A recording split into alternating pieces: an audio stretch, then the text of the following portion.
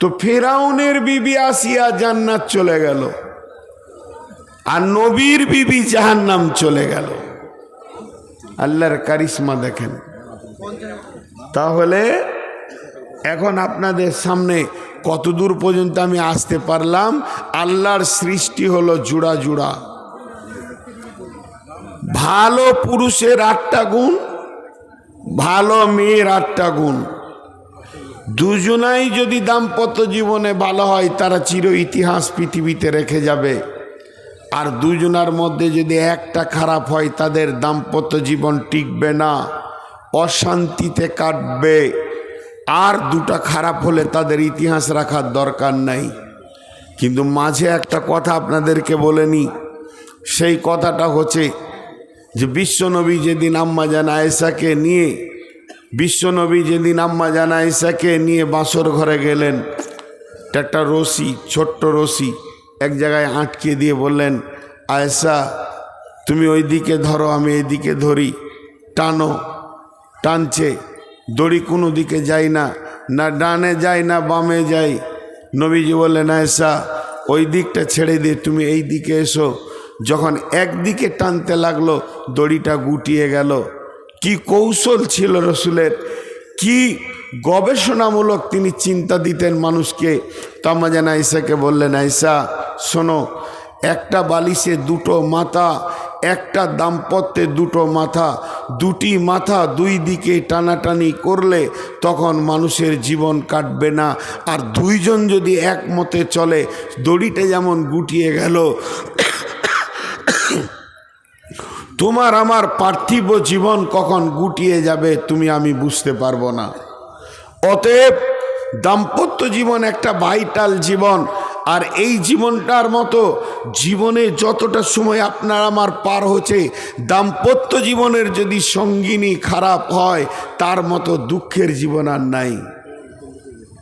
চলেন, আল্লাহ তাবারাক ওয়া তাআলা বলছেন, আপনি একটু সাইডে বসেন, বারবার এসে এইভাবে বসছেন। আমি এমনিতেই তো আমাকে কষ্ট করে বান রাখতে হচ্ছে, আর হুনু ঝাপা হচ্ছেন। আপনি একটু সাইডে থাকেন, সামনে আসিয়েন না।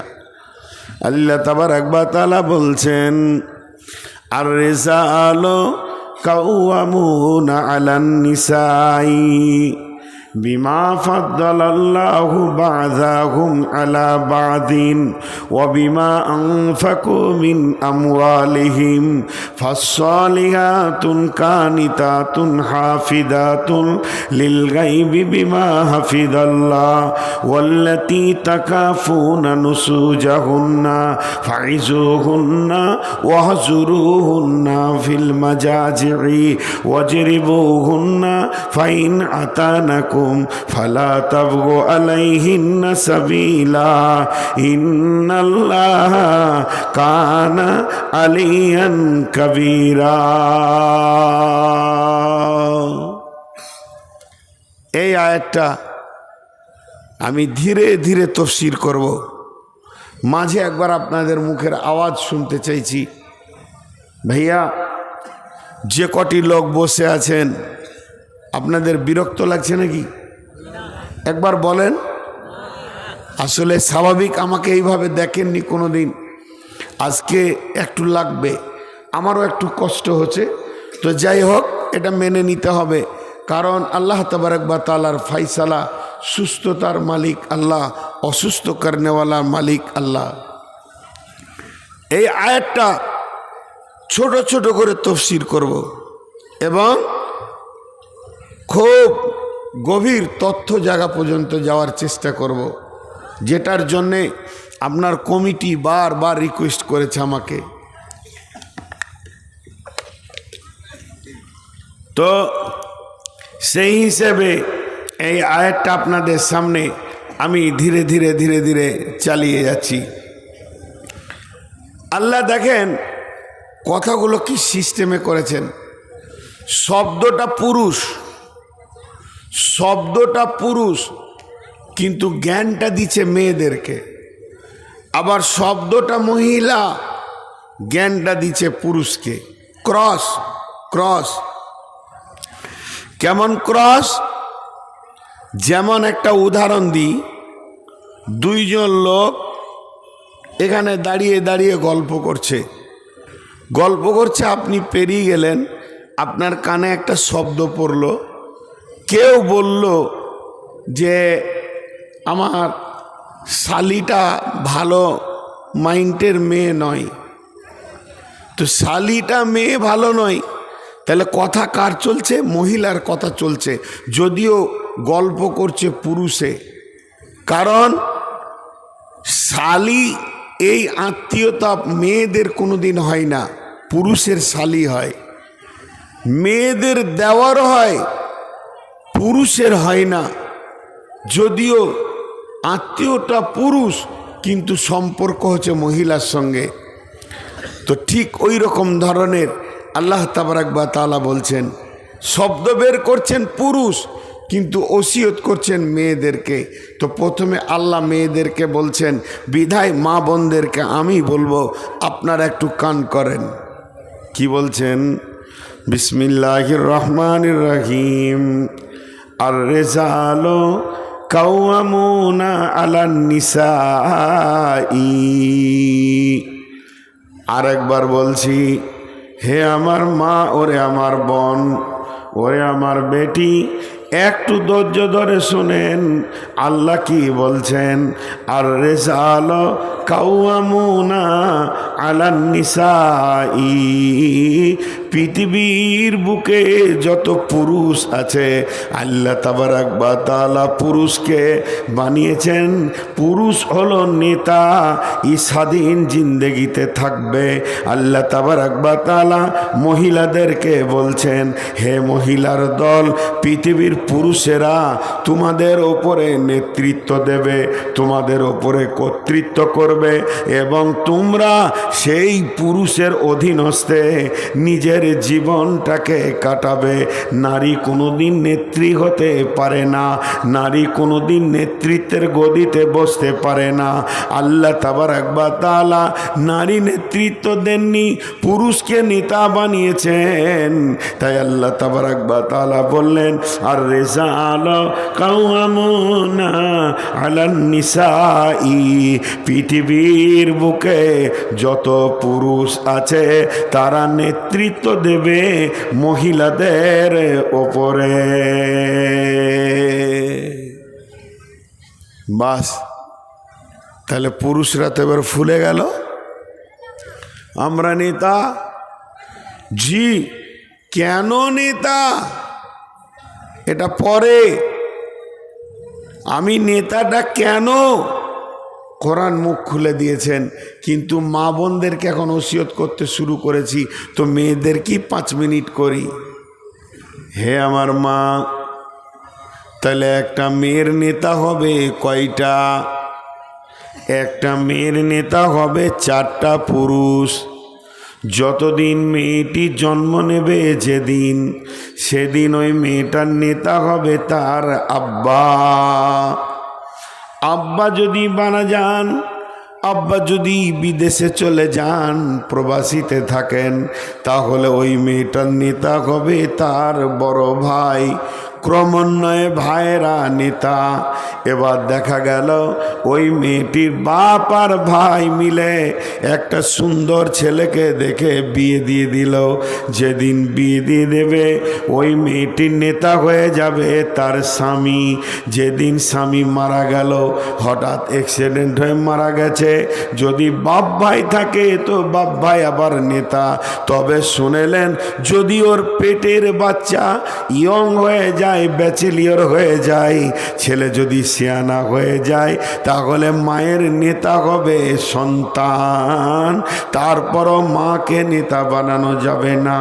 একটা মেয়ে বাড়ির বাইরে বের হতে গেলে সে ভাইকে জিজ্ঞেস করবে, আব্বাকে জিজ্ঞেস করবে, আব্বা না থাকলে ভাইকে জিজ্ঞেস করবে। ভাই বাপ যেদিন বিয়ে দিয়ে দেবে, স্বামীর বিনা হুকুমে সে চলতে পারবে না। তার জিন্দেগিটা স্বামীর অধীন অধীনস্থে বাঁধা থাকবে, স্বামীর গণ্ডিতে থাকবে। যেদিন স্বামী মারা যাবে, যদিও মা কোরআন আর হাদিস বারবার বলেছেন অবিল ওয়ালিদাইনি হিসানা, তোমরা মা বাপের ওপরে ইহসানি করো, মা বাপকে ধুমকে কথা বলিও না। ফালা তাকুল্লাহুমা উফিউ, আর তোমার মা বাপের কথাই উফ বলিও না। অতএব যদিও মা হলে কি হবে, বেটার বিনা হুকুমে মা বাড়ির বাইরে যেতে পারে না, বেটার বিনা হুকুমে মা বিয়ে বাড়ি যেতে পারে না, মরা বাড়ি যেতে পারে না। সে যদি নিয়ত করে বাপ ভাইয়ের বাড়ি বেড়াতে যাব, তাও বেটার হুকুমের বাইরে যেতে পারবে না। তার কারণ তার নেতা হয়ে গেছে বেটা।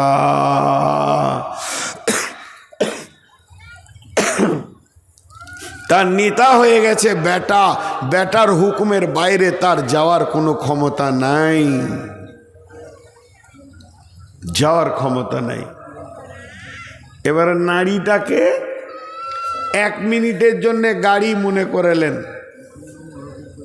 গাড়ি, আর এই গাড়িতে একটা কাগজ থাকে, সেই কাগজটার নাম হলো ব্লু বুক। ব্লু বুকটা কি? ওই গাড়ির চ্যাচিস, ইঞ্জিন, গাড়ি কবে বের হলো, গাড়ি কবে রিলিজ হলো, গাড়ির নাম, নাম্বার এবং যে কিনেছে তার সঙ্গে সেই ঠিকানা লেখা থাকে। যখন কোনো গাড়ি রোডে অ্যাক্সিডেন্ট করবে, ওই গাড়িটা কোর্টে টেনে নিয়ে চলে যাবে, থানাতে টেনে নিয়ে চলে যাবে, ওই গাড়ির বিচার হবে। কিন্তু গাড়িকে নিয়ে কোনো বিচার হয় না, গাড়ির মালিককে ঠিকানা ধরে বের করে তারপরে বিচার শুরু হবে। গাড়ির একা বিচার হয় না, কিন্তু গাড়ির মালিক যদি কাউকে থাপ্পড় মেরে থাকে তার জন্য তাকে একা নিয়ে বিচার হবে। কিন্তু গাড়ি যদি অ্যাক্সিডেন্ট করে থাকে, ওই গাড়ি আর সেই গাড়ির মালিক একসঙ্গে হবে, তারপরে বিচার শুরু হবে। হে আমার বাপ ভাই, আল্লাহর রাস্তে শুনেন, যদি কেদিন কিয়ামত হবে, পুরুষের বিচার যখন শুরু হয়ে যাবে, পুরুষের বিচার আল্লাহ করবেন। কিন্তু যখন কোনো মেয়ের বিচার শুরু হবে, কোনো নারীর বিচার শুরু হবে, তখন ওই মেয়েটার বিচার একা হবে না। ওই মেয়েটার বিচারের সময় আল্লাহ তাবারাক ওয়া তাআলা তার মালিককে ডাকবে। যদি কোনো মেয়ে যুবতী অবস্থায় গুনাহ করে থাকে, তার বাপকে, ভাইকে ডেকে তার বিচার হবে। যদি কোনো মেয়ে বিয়ে করার পর গুনাহ করে, তার স্বামীকে কিয়ামতের মাঠে ডেকে বিচার শুরু হবে। যদি কোনো মেয়ে স্বামী মারা গেছে, বেটার জামানায় গুনাহ করে, তারপরও বেটাকে ডেকে মায়ের বিচার হবে। বন্ধু আমার, ওরে আমার মা রে, ওরে আমার বোন রে, যতক্ষণ পর্যন্ত যে জামানায় গুনাহ করবে ওই পুরুষটাকে হাজির না করবে, অতক্ষণ পর্যন্ত তার বিচার শুরু হবে না। কঠিন কিয়ামতের দিনে মায়ের বিচারকে দেখতে হবে দাঁড়িয়ে বেটাকে, আর বোনের বিচার দেখতে হবে ভাইকে, স্ত্রীর বিচার দেখতে হবে স্বামীকে, মেয়ের বিচার দেখতে হবে বাপকে। এর জন্য একজন মুফাসসির লিখেছেন, যখন কোনো মেয়েকে জাহান্নামে ফেলা হবে, তার গলাতে 4টা পুরুষকে বেঁধে দেয়া হবে। একটা পুরুষ হলো বাপ, 2টা পুরুষ হলো ভাই, 3 নম্বর হলো স্বামী এবং 4 নম্বর হলো তার ছেলে। আবার যদি কোনো পুরুষ জাহান্নামে যায়, এমনও হতে পারে যে তার গলায় 4খানা নারীকে বেঁধে দেওয়া হবে। সে নিজে নামাজ পড়েছে, রোজা রেখেছে, বড় বড় ইবাদত করেছে, তেলাওয়াত করেছে, তাসবিহ করেছে, কিন্তু বন্ধুরে সে বাপ, সে নিজের স্ত্রীকে কন্ট্রোল করেনি, মেয়েকে করেনি, সে তার বেটিকে করেনি সে স্ত্রীকে করেনি, মাকে করেনি, বোনকে। এর জন্যে এই মেয়েগুলি তার ঘাড়ে দিয়ে তাকে জাহান্নামে ফেলা হবে। ভাইয়া, এর জন্যে নেতা, এর জন্যে পুরুষ নেতা। তো পুরুষ তুমি নেতা কেন? জি, পুরুষ তুমি নেতা কেন একটা প্রশ্ন রেখেছিলাম। এখন তার উত্তরটা দিতে চলেছি, কিন্তু আল্লাহ এক জায়গায় অন্ধতাকে দূর করেছে, আলো করে দিয়েছে। যদি কোনো পুরুষ মনে করে যে আমি নেতা এই জন্যই, আমি কত বড় পুরুষ, আমি কত দামি পুরুষ, আমার ক্ষমতা কত। যেদিন মেয়েটাকে বিয়ে করে নিয়ে এসেছিলাম সেদিন ওর কোলে একটাও বাচ্চা ছিল না, একদম ইয়ং ব্যাচেলিয়ার যুবতী মেয়েকে এনেছি, আজকে তাকে 4-5টা ছেলের মা বানিয়ে দিতে পেরেছি। তো আমার মতো পুরুষ আবার কে আছে? এটা যদি কারো ধারণা হয় তো আমি তাকে একটা কথা শর্টে বলবো, বিস্তারিত বলবো না, হালকা করে বলবো। আপনি যত বড়ই পুরুষ হন, 1-1.5 বছর লাগবে একটা বাচ্চার মা বানাতে, কি 2টো হবে যদি যমজ হয়। তাহলে আমার আপনার থেকে বেশি দামি পুরুষ হলো শূকর। ও এক সিজনে 1.5 ডজন বাচ্চার মা বানায়, 18টা বাচ্চা হয়। তাহলে ও বেশি দামি পুরুষ হয়ে গেল, ও বেশি আল্লাহর কাছে আল্লাহর ওলি হয়ে গেল। বাচ্চা বানানোটা পুরুষের পরিচয় নয়, এটা আল্লাহ ক্লিয়ার করে দিয়েছেন। কি বলে? বিমা ফাদ্দালাল্লাহু বা'দাহুম আলা বাযিন। হে বিশ্ববাসী রে, তুমি যেমন তোমার বিবিকে আনন্দ দাও, তোমার বিবিও তোমাকে আনন্দ দেয়। তোমরা যখন দৈহিক মিলনে কাছাকাছি হয়ে যাও তো একে অপরকে প্রাধান্য দেওয়া হবে না, দুজনই সমান। সে তোমাকে আনন্দ দেয়, তাকে তুমি আনন্দ দাও, আর তার ভিতরে আমি আল্লাহ তোমাদেরকে সন্তান দিই। তবে তুমি কেন পুরুষ? পুরুষকে বলছেন আল্লাহ, তুমি কেন পুরুষ? সেই কেনটা শুনে লাও। ওয়া বিমা আনফাকু মিন আমওয়ালিহিম, ওয়া বিমা আনফাকু মিন আমওয়ালিহিম, ওয়া বিমা আনফাকু মিন আমওয়ালিহিম। আল্লাহ তাবারাক ওয়া তাআলা বলছেন, তোমরা এই জন্যই পুরুষ, আমি তোমাদেরকে এই জন্য পুরুষ বানিয়েছি। তোমরা গ্রীষ্মে পুড়ে যাবে, বর্ষাতে ভিজে যাবে, শীতেতে কাঁপবে, কষ্ট করে হাড় ভাঙা মেহনত করে ইনকাম করে নিয়ে আসবে। ইনকামের দায়িত্বটা তোমাদের। তোমার ইনকামে তোমার বিবি খাবে, তোমার বিবি পড়বে, তোমার বিবি আনন্দ করবে এবং তোমার বিবির চিকিৎসা হবে। এই জন্যই তোমরা পুরুষ, যেহেতু তোমাদেরকে পৃথিবীর বুকে আমি আল্লাহ ইনকামের দায়িত্বটা দিয়েছি।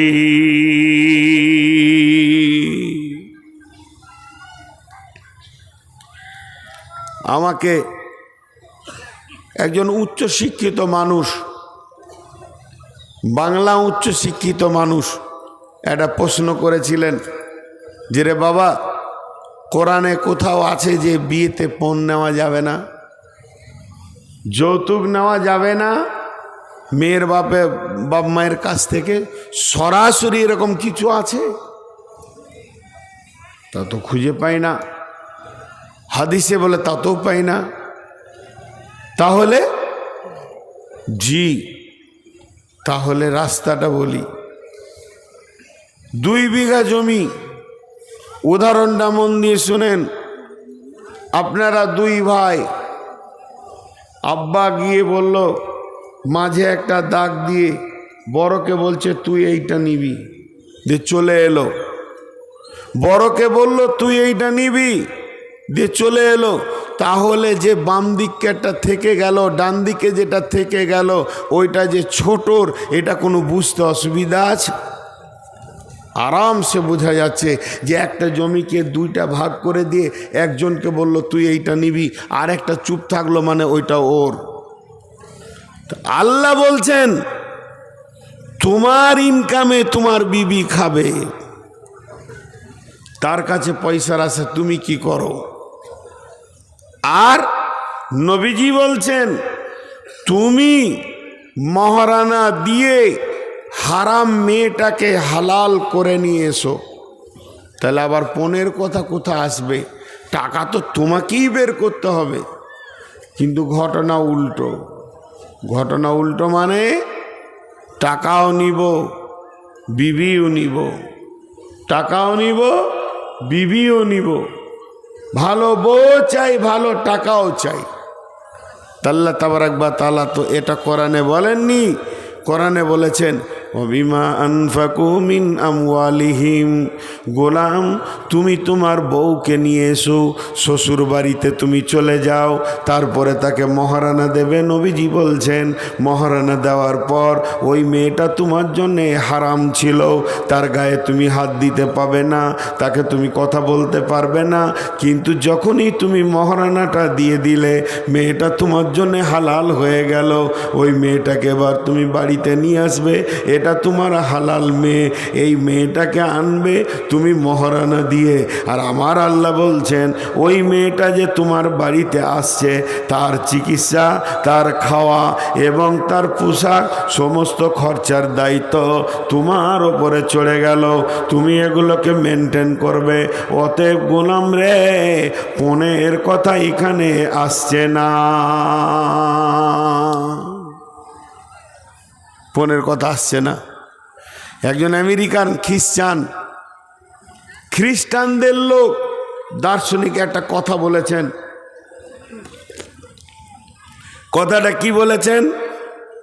যে বর্তমানে যতগুলো দাম্পত্য জীবন পৃথিবীতে আছে, বর্তমান জামানায় যতগুলো দাম্পত্য জীবন পৃথিবীতে আছে, প্রেমের ওপরে 100-তে 2টো আছে, আর বাকিগুলো কোনো রকম চলছে।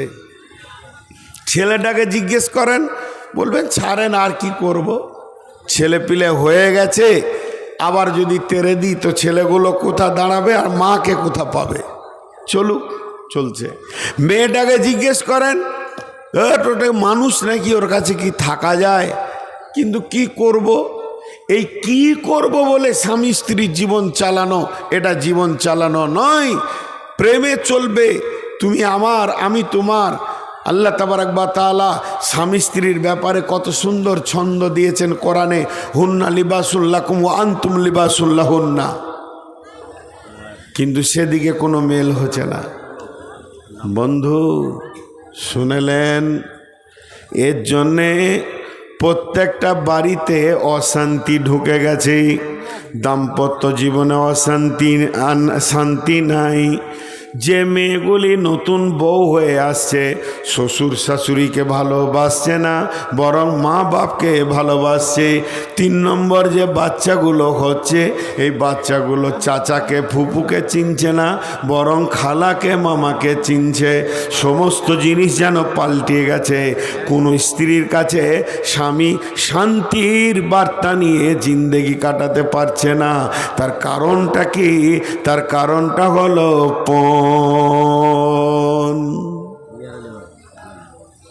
আজ থেকে 15-20 বছর আগে মুর্শিদাবাদ জেলাতে পণ ছিল না। 20 বছর আগে ছিল না, বর্ধমানে ছিল। আমরা জন্ম থেকে দেখে আসছি, কিন্তু এখন সব হয়ে গেছে। জি, এবার এই জায়গাটা একটু আপনারা ধৈর্য ধরবেন। পণ এমন একটা জিনিস, আমি ডাক্তারখানা গেলাম, ডাক্তারকে গিয়ে বলছি স্যার ঘন ঘন পেশাব হচ্ছে, 1 নম্বর। 2 নম্বর স্যার মাথা চক্কর দিছে। 3 নম্বর ঘুম হয় না। 4 নম্বর এনার্জি লস হয়ে গেছে, মনে শান্তি পাই না।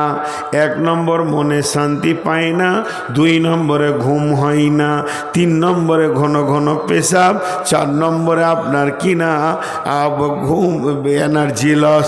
এই 4টা রোগের কথা যখন আমি বললাম, তো ডাক্তার আমাকে উত্তরে বলছে তোমার ডায়াবেটিস হয়েছে, মানে সুগার হয়েছে।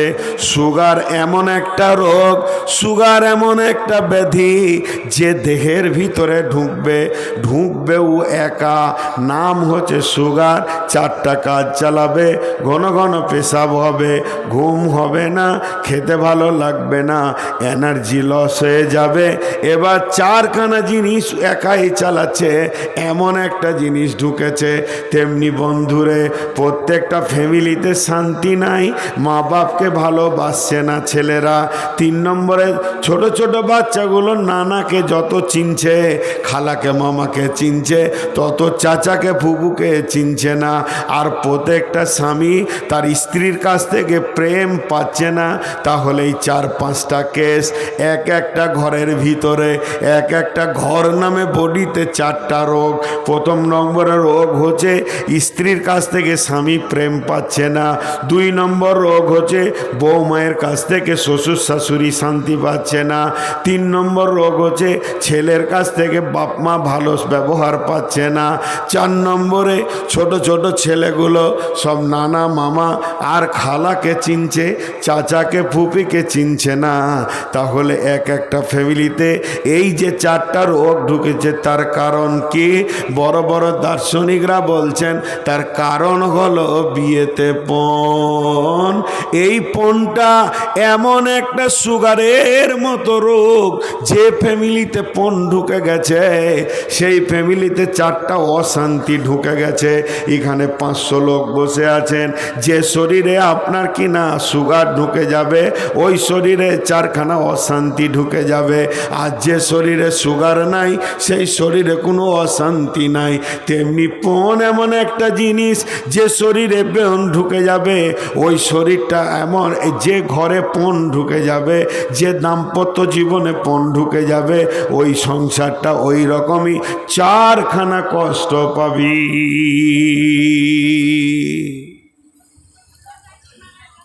4টা কষ্ট পাবে, একটা একটা করে মিলিয়ে দেব। জি, একটা একটা করে মিলিয়ে দেব। একটা রূপকথা বলবো, রূপকথা। এটা হাদিস কোরআন লয়, ইতিহাসও লয়, উপন্যাসও লয়, রূপকথা। আমি বানিয়ে বানিয়ে বলবো, শেষকালে দেখবেন অঙ্ক করে যে সমাজে ওইটাই চলছে। জি, সমাজে ওটা চলছে। গরিবের মেয়ে দেখতে বড় সুন্দরী, গরিবের মেয়ে, বাপ ইট ভাটাতে কুলির কাজ করে, কিন্তু মেয়েটি দেখতে বড় সুন্দরী। বাড়ি হচ্ছে তার হোসেননগর। বিয়ের বাড়ি আনন্দ করতে গেছে খালার বাড়ি, কোথা না বেলডাঙ্গা। বেলডাঙ্গাতে বিয়ে বাড়িতে ঘোরাঘুরি করছে, চোখ পড়ে গেছে এক বড় লোকের ছেলে, কলেজের প্রিন্সিপালের ছেলের চোখ পড়ে গেছে। জি, তো ওটা মেয়েটা কার রে? বলে হোসেননগরের। বাস, ওর ঝোঁক লেগে গেছে, ওকে বিয়ে করতেই হবে। এত ভালো মেয়ে কি ছাড়া যায়? আমি নোংরা কথা বলছি না, সে চাইছে না যে ভোগ করি, চাইছে বিয়ে করি। ভালো কথা, আলহামদুলিল্লাহ। প্রস্তাব পাঠিয়ে দিল। ইয়ার বাপ তো হার্ট ফেল করছে। ওরে সুবহানাল্লাহ, কলেজের প্রিন্সিপালের ছেলে, বাপের একটা বেটা, কয়েক কোটি টাকার মালিক, আর আমি সকালবেলায় যাই ঝুড়ি কোদাল নিয়ে, সন্ধ্যার সময় যে টাকা টেনে ঢুকি, চাল আর ডালটা হয়, তার কিছু হয় না। আমার মেয়ে কিন্তু ছেলের ঝোঁক পড়ে গেছে। কিছু লাগবে না, বিয়েটা দেন, কিছু লাগবে না। হালকা একটা গাড়ি দেবেন আর 10-15 লাখ টাকা দেবেন, বাস। বাপ বসলো বেটাদেরকে নিয়ে, 2টা বেটা আছে, একটা বেটি। কিরে, প্রস্তাব এসছে ওইখান থেকে, ও ছাড়বে না, ছেলে বিয়ে করবি। খুব মাথা খারাপ। 2 ভাই দেখছে যদি আব্বাকে বলে দিও না, আমাদের তো কিছু নাই, তো হয়তো বোনটা ভাববে যে আমার সুখটা আর ওরা হতে দিলে না। সুখ হওয়ার কথা ছিল, হতে দিলে না, ভাইদের কারণে হলো না। তা বাপ দেখেলে ভিটে মাটি জমি জায়গা যা ছিল বিক্রি করে দিল। কোনো রকম টাকাটা নিয়ে এসে 10 থেকে 12 লাখ টাকা বেঈমানের বাচ্চারা হাতে দিল। একটা গাড়ি কিনতে গিয়ে মায়ের কানের সোনাগুলো শেষ হয়ে গেল। খাদিজাকে সাজাতে গিয়ে আরও কিছু উপরি ঋণ 3 লাখ হয়ে গেল। যখন বিয়েটা দিয়ে ওই ইট ভাটার কুলিটা হাত ধুয়ে উঠল, তো ও 5 লাখ টাকা ঋণে পড়ে গেল। আর শুধু বাড়িটা কোনো রকম থাকলো, বাকি সব বিক্রি হয়ে গেল। 2 ভাই দেখলো আমাদের আর বউ এনে থাকার জায়গা নাই, তার থেকে চেন্নাই চলে যায়। ওরা দুজন চেন্নাই চলে গেল, কেরল চলে গেল। ঘর তো ফাঁকা। এখন খাদিজা শ্বশুরবাড়ি যাওয়া আসা করে, বড় সুখের সংসার। বন্ধুরা আমার, ওই বেঈমান ছেলে সব লুটে নিয়ে চলে গেছে। এখন ঘরে অশান্তি, খাবার নাই, ঋণ ঢুকে গেছে 4-5 লাখ টাকা। কি করে শোধ হবে? তারা কেরলে চেন্নাই খাটে, বাপকে টাকা দেয়, আর বাপ ইট ভাটাতে কাজ করে। ধীরে ধীরে ধীরে ধীরে ঋণ শোধ হয়। এই করতে করতে রোজা চলে আসলো। এমন রোজা চলছে, 1 কেজি মাংস কেনার ক্ষমতা খাদিজার আব্বার নাই, কারণ সে মেয়ের বিয়ে দিতে গিয়ে ভিখারি হয়ে গেছে। এখন সে করলো কি, ঈদ চলে আসলো, নতুন জামা ছোট ভাইটাকে একটা কিনে দেবে, তাও হচ্ছে না। জামাইকে ঈদে এনেছে, শিখানো 20,000 টাকা দিতে গিয়ে আবার নতুন করে ভাটা মালিকের কাছে ঋণ করেছে। কিন্তু ঘরের ভিতরে খাদিজা ছোট ভাইটাকে জিজ্ঞেস করছে, ভাইরে কালকে কি দিয়ে ভাত খেয়েছিলি? ডাল ভাত, আলু ভাত, শাক ভাত, ডাল ভাত, আলু ভাত। বলে মাছ মাংস। সুন্দর করে টেনে দিয়ে বলছে, বুবুরে সে তোমার বিয়েতে মাংস খেয়েছি, আর মাংস বলে কিছুই জানি না। খাদিজা বাথরুমের ভিতরে টস টস করে কাঁদতে শুরু করলো।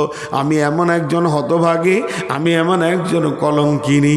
আমার বিয়ে হতে গিয়ে, আমাকে বিদায় নিতে গিয়ে ওই ডাকাতের বাচ্চা, বেঈমানের বাচ্চাকে বুঝাতে গিয়ে আমার মা বাপ ভিখারি হয়ে গেছে। আমার মায়ের এখন বয়স 40 হয় নাই, দেখে মনে হচ্ছে বিধবা মহিলা, সোনা দানা কিছুই নাই। আব্বা তো ইট ভাটার কুলি। ঈদের মতো দিনে 2টি ভাইও বাড়িতে নাই। আব্বা ছিঁড়া লুঙ্গি পরে ঈদ করছে। এবার ওর ভিতরটা দাও দাও করে জ্বলছে, ওর ভিতরটা আগুনের মতো জ্বলছে। বলছে, শোন তারপরে তোকে কি করি দেখি। এরপরে ঈদ হয়ে যাওয়ার 5 দিন পরে খাদিজা আবার গেল শ্বশুর বাড়ি। শ্বশুর বাড়িতে শুয়ে আছে, স্বামী অনেক রাত্রিতে এসে ঢুকেছে, এসে কত আনন্দ করবে। কিন্তু বলছে, শোনো তুমি আমার বাপের 12 লাখ টাকার হিসাবটা আমাকে দাও, গাড়ির হিসাবটা দাও, কি করেছো টাকাগুলো। যদি হিসাব না দিতে পারো, এ ব্যাপারে আমার মাথা গরম হয়ে গেছে। আমার বাপ ঈদের দিনে নতুন লুঙ্গি পাবে না, আর তোমার বাপ প্রতিদিন 3টে করে লুঙ্গি চেঞ্জ করবে, আর আমাকে ধুতে হবে। এটা আমি কোনো দিন মেনে নিতে পারবো না। শুরু হয়ে গেল ডায়াবেটিস, সুগারের রিয়াকশন শুরু হয়ে গেল। এবার আর ঘরে শান্তি নাই। ছেলে তো সারা রাত আর ঘুমায় না। জেলখানা দেখতে পেয়েছে, খালি বহরমপুরের জেলখানার গেট। আমাকে ঢুকাচ্ছে, বের করছে। এখন শ্বশুর শাশুড়িকে যদি ভালো না বাসি, তাহলে তার উপায় নাই। শ্বশুর শাশুড়িকে ভালোবাসতে লাগলো। বাপকে ধুমকে কথা বলে, ঝিড়কে কথা বলে। বৌমা শ্বশুরকে দেখতে পারে না, শুধু এই ব্যবহারের কারণে। পণ এমন একটা জিনিস, শান্তির জায়গায় অশান্তি ঢুকিয়ে দেবে। অথচ বিবির ব্যাপার আল্লাহ কি বলেছেন? লিতাসকুনু ইলাইহা ওয়া জাআলা বাইনাকুম মাওয়াদ্দাতা ওয়া রাহমা। হে বিশ্ববাসীরে, তোমার জীবনের শান্তি, তোমার প্রেম প্রীতি ভালোবাসা, তোমার চয়ন সুতুন, তোমার উত্তালকে থামিয়ে দেওয়ার মতো মেশিনটা আমি বানিয়েছি তোমার বিবিকে। তুমি তার কাছে যাও, দেখো তোমাকে প্লিজ করে দেবে। কিন্তু বড় দুর্ভাগ্যের বিষয়, সেই বিবি আজকে এমন রেগে বসে আছে, তার পাশে আমার যাওয়ার ক্ষমতা নাই।